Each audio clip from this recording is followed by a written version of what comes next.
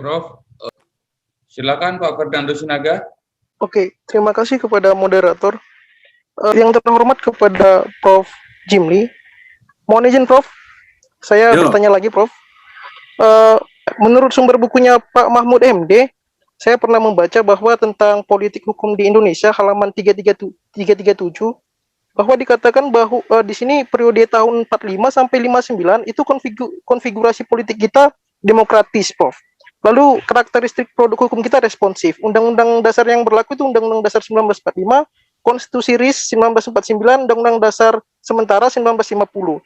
Lalu tahun 59 sampai dengan 66 itu konfigurasi politik kita otoriter, ortodoks, dan undang-undang yang dipakai adalah Undang-Undang Dasar 1945. Begitupun tahun 66 sampai 98, Prof.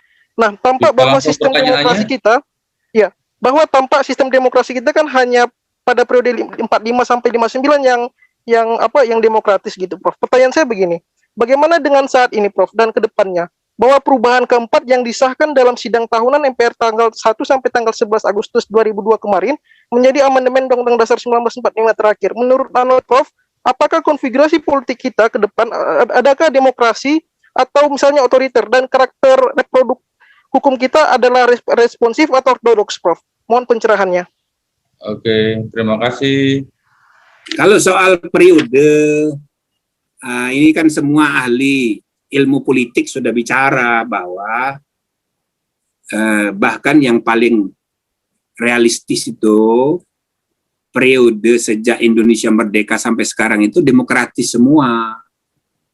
Cuman istilahnya dipakai istilah yang beda-beda. Kalau tahun 45 sampai 59 itu demokrasinya demokrasi liberal gitu. Sesudah itu 59 sampai 65 itu namanya demokrasi terpimpin, demokrasi juga tapi dipimpin oleh Bung Karno gitu loh. Karena demokrasi liberal itu dianggap terlalu kebablasan, ya, terlalu kapitalistik, liberalistik, individualistik, dan itu bertentangan dengan Pancasila, kira-kira begitu kan. Maka diterapkanlah demokrasi yang terpimpin, bahkan ya kan wakil presidennya pun nggak ada, sendirian aja, nah gitu presidennya. Nah kemudian demokrasi di zaman Orde Baru itu para ahli memberi nama demokrasi Pancasila, ya kan. Nah sesudah reformasi, nah ini demokrasi apalagi mau dikasih nama, ya reformasi, demokrasi yang sebenarnya. Bisa saja orang menilainya nanti dikasih label liberal lagi, demokrasi neoliberal. Jadi demokrasi liberal, demokrasi ya kan terpimpin, demokrasi Pancasila, dan demokrasi neoliberal, bisa saja begitu. Itu kalau ahli ilmu politik begitu menggambarkannya. Nah kalau soal istilah konfigurasi politik itu kan harus berdasarkan hasil survei, penelitian, ya kan, menilai ini demokratis, ini apa dari sudut pandang hukum. Nah, Pak Mahfud itu kan ahli hukum, bukan ahli ilmu politik. Jadi dicek aja ini disertasi dia, metode penelitiannya apa untuk menilai ini demokratis, ini tidak demokratis, ukurannya apa, ya kan? Atau hanya labeling seperti para ahli hukum sudah merabeli. Tapi itu kan sudah pembuktian ahli ilmu politik dalam dan luar negeri begitu menyebutnya ini demokrasi liberal. Makanya disebutnya konfigurasinya demokratis. Nah, konfigurasi demokratis itu apa ukurannya dari segi orang hukum? Nah, dibaca aja disertasinya, ya. Sedangkan yang sekarang apa ini sesudah ya itu tadi bisa disebut kemudian hari dengan neoliberalisme. Tapi dengan COVID begini bisa terbalik juga. Ada otoritarianisme baru, ada oligarki baru, ada dinasti-dinasti politik baru. Nah, jadi belum tentu sempurna juga demokrasi pasca reformasi ini. Jadi dia masih tumbuh dan berkembang terus, ya.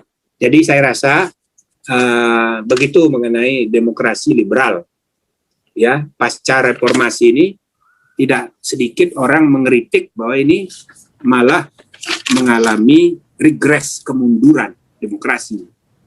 Jadi demokrasi 10 tahun pertama di masa reformasi 6 tahun, kemudian era SBY 10 tahun. Nah, ini 10 tahun terakhir ini kalau indeks demokrasi itu turun. Kita jadi 64 indeksnya, tapi kualitas skornya itu turun.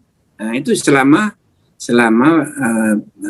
periode Presiden Jokowi ini mengalami penurunan. Begitu juga penegakan hukum nurun juga, tapi dengan kriteria yang dipakai oleh para surveyor dari berbagai negara, termasuk PIW Research, termasuk misalnya indeks yang dibuat oleh The Economist.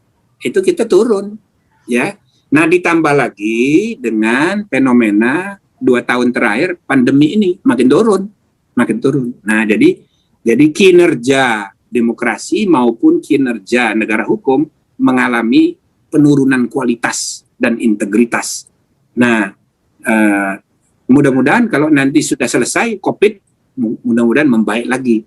Tapi kayaknya ya selama 2020, sebelum 2024 saya rasa akan sulit, karena dampak komunikasi yang pecah belah ini di medsos ini terus mempengaruhi sesudah Pilgub dan sesudah kasus Ahok, ya.